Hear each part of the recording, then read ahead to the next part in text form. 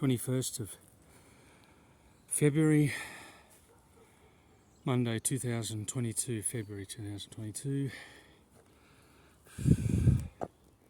The end of certainty, that's for sure. Here I'm standing halfway up the Montello. May not seem like a steep climb, it's 10 degrees.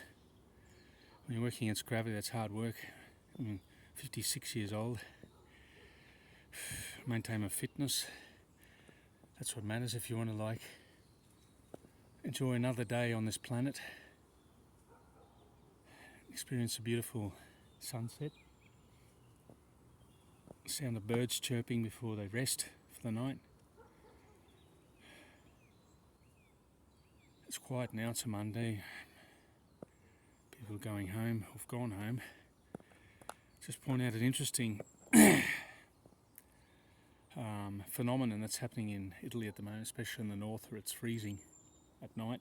It gets down to like 5 degrees below zero, probably 10 degrees you go further north. Private property owners here are clearing land, and they're selling it because wood's very, very expensive at the moment. Wooden stoves for heating. So these people are cutting it up, selling it probably to friends, relatives, even to businesses, saying, well, bundle up, sell it to you, firewood. Now, I've been coming here 16 years, never seen this before. The trees are just left. They trim. If it's overhanging on the side of the road for safety reason, they trim it back. But you rarely ever see this clear felling. And the reason is firewood's very expensive. Inflation, they say the US it's 5%, 7%. It's double that, it's 18%. People that comment on this ordinarily or invariably, people, just spoke a bit of Italian. This guy go past. You can see the engine was doing hard work to get up there. Try and do it on a bike. I'll start halfway because I'm going to come down, ride down, then go run off my bike, short run, do some combined training. But every afternoon I do these videos. This YouTube thing, we can become instantly famous and egotistical when you get 100,000 subscriptions. What was I talking about? Yeah, the cost of living. You see it on YouTube. These experts, very, very often the people well off, and they put up these charts and Dow Jones, DAX, not the DAX, the S&P, the Nasdaq, and they talk about derivatives, they talk about yield curves, debt, bonds. And the average person can't get his head around it because they're working.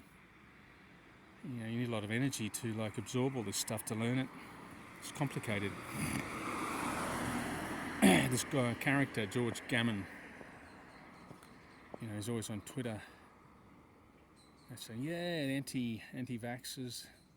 Hey, for the truck drivers, the guy drives around in a McLaren. I mentioned this yesterday about the academic and intellectual class and the wealthy. And they never to use an expression, they never moved the needle in terms of change government. And if you're interested in history, you only got to go back quite often. Here's an example, 1348, peasant revolution in Great Britain. It wasn't slavery in the West, but you had serfs. They used to rent land, or they could work land. They paid a fee to a landlord. They also paid fees, if they had a plot of land, they'd grow wheat on it. They'd pay on the condition that they'd use the lord's flour mill, and they'd pay him a fee. He'd make money through renting the flour mill. So they weren't slaves as such, but they were serfs. And the Rift told John Wyatt, I think his name was, he was a tiler. He he organised, because they were going around taxing, the poll tax. Poll taxes, I think you pay a tax on based on how many people live in the house. I'm not exactly sure, I've got to look up on that. But it was a tax imposed on ordinary people, the wealthy, on the peasants. All sorts of taxes imposed on working people, peasants throughout history. There was the expression daylight robbery. Well, you're taxed if you had a house, too many windows. You're taxed on based on the number of windows you had. You're taxed on if you weren't wearing linen or woolen caps, because the wool belonged, the sheep, the herds of sheep, the wool production, the factory, the mills that produced the wool belonged to the royal family, the aristocracy. If you weren't wearing a wool hat, you were taxed. So you were forced to buy clothing that was produced by the royal aristocracy. Nothing's really changed. You know, there's I bought all these items today. The shop, there was 10% tax on all these foods, just basic food items like pasta. It's a staple meal. So I ended up paying €30, and you know, I've got a pretty good appetite because I exercise every day, but that'll last me like 3 days. You know, I could do a lot better in terms of budgeting, but I notice a pasta I eat regularly. I always have. It used to be $1.99. It's gone up 100%. It's $2.99. And the supermarket's tricked you. Oh, they say, oh, you've got to be a card holder. So you see something advertised at a discount, and you come out, it's charged full price. And they say, oh no, you've got to be a card holder, so you're like forced to shop there all the time. But the specials are few and far between. Remember when I first came here, there's always discounts on every third item. Now they're rare, maybe 3 or 4 items per aisle. Just to pivot around again, you always get people staring at you, you know. They come past on the bike. Anyway, topic of today is the YouTube channels, the economy, the war. There's always been a war in the Ukraine. It started in 2014. Used to be able to see it on the YouTube channel called Vice News. It was a bit biased towards the Ukrainians, and it was forgotten about. You know, thousands die every year there. Now it's we're exiting out of the health inconvenience, and we're going into another. It's always a distraction. If you look through history, whenever there's economic turmoil, or the economy's not functioning very well, unemployment, inflation, deflation, they always take us to war, governments. So, you know, but I think this time, because of the internet, social media, the alternative media, they won't get very far. Who knows, a lot of people are ignorant and stupid. Yeah, most people aren't following geopolitical issues or the economy. They're interested in doing a TikTok program or a joke, or talk about what they're going to prepare for food, or the soccer. Juventus playing Milan, how he scored that goal, and how much you pay. One player's been transferred to another club for how much for. All this sort of nonsense, very distracting. But going back to the Canadian truck driver blockade strike, which is actually spread to Italy. I heard this morning a woman on the Italian news here that the border between Slovenia, Austria and Italy is blocked with trucks on it. I'll have a look at it tonight on the news. So it's spreading. And like I said yesterday, it's never like the intelligentsia, the academia that writes volumes of stuff about inequality that move the needle in terms of making change. It's always the working class. 1348, the Great Peasants' Revolt, Great Britain. There was a revolution here in Europe in 1848, starting from ordinary people, peasants.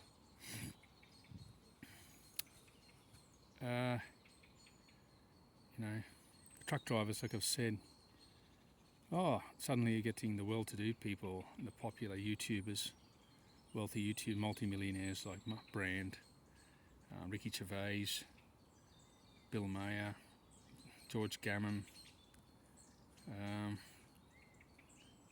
John Dory, I think his name is. He's a leftist guy, but he's got a net worth of 4 million. The middle-class socialists. And they don't do anything, they just talk like I'm doing. But I've worked today, I've done an 8-hour shift, I start at 5:30. I produce something, they don't produce anything, they just talk. Media personalities. You get paid a nice sum. I mean, Spotify paying Joe Rogan 200 million for 3, I'll do that for a fraction of the cost, the same thing. I'm reporting on issues, the same as him.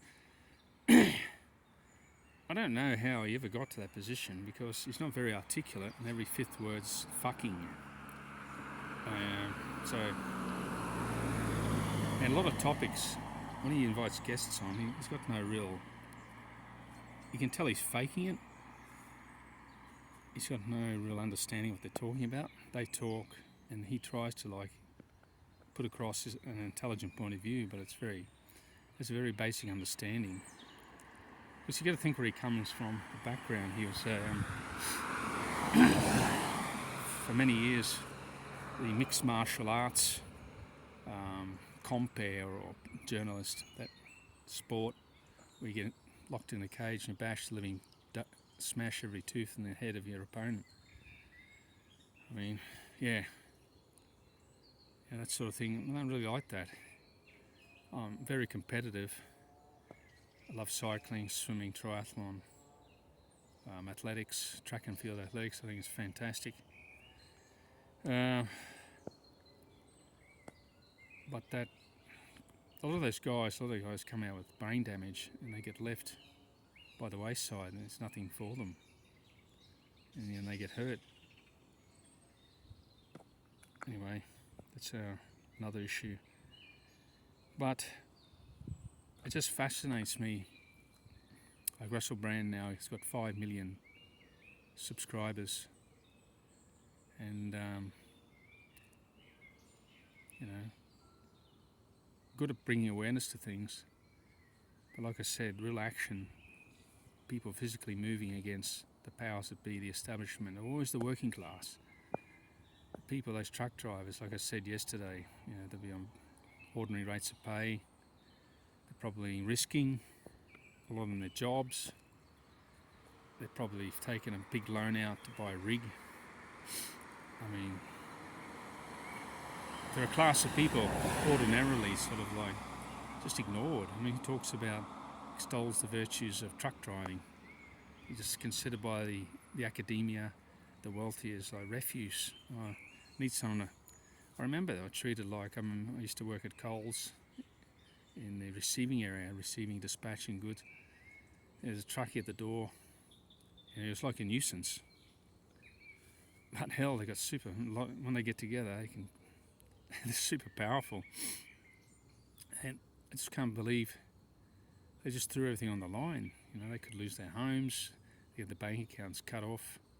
And the guys like Gervais, Brand, Bill Maher, Joe Rogan. Joe Rogan said all this stuff, so-called anti-establishment stuff about the vaccine. He's still there, still making his millions. These guys are going to go to jail. All they've done is park their trucks in the middle of the road. Like a guy, truckie said yesterday, they didn't even have to do that. All they had to do is say, I'm not going to work. I'm not going to deliver. I mean, truck drivers are hard to find. Hard job, stressful job. Basic wages, your traffic.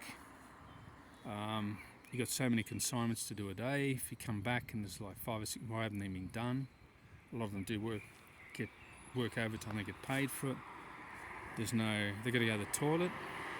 I mean, they have to ask permission if they deliver a bar. can't use your toilet. You know, it's like an animal. I see them, and they have to make a delivery. The roads here, like you see in Italy, there's no footpath. So these roads here, a lot of dwellings come right up to the edge of the roads. They've got to park in the road. The hazard lights on, inconvenience to traffic. A lot of people see them as a nuisance. But what are they doing? Even on the A4, the Autostrada, they're considered a nuisance. Oh, they're slow, they overtake when they shouldn't overtake. And now they're heroes. They're heroes, and all the rich, well-to-do media personalities say, yeah, truckies, they're great. Oh, invite them on your show. Invite a plumber, an electrician, a farm labourer on your show. Russell Brand and Joe Rogan. No, it's got to be an intellectual. It's got to be someone good-looking. It's got to be someone wealthy. If you're not wealthy and good-looking, you're worthless.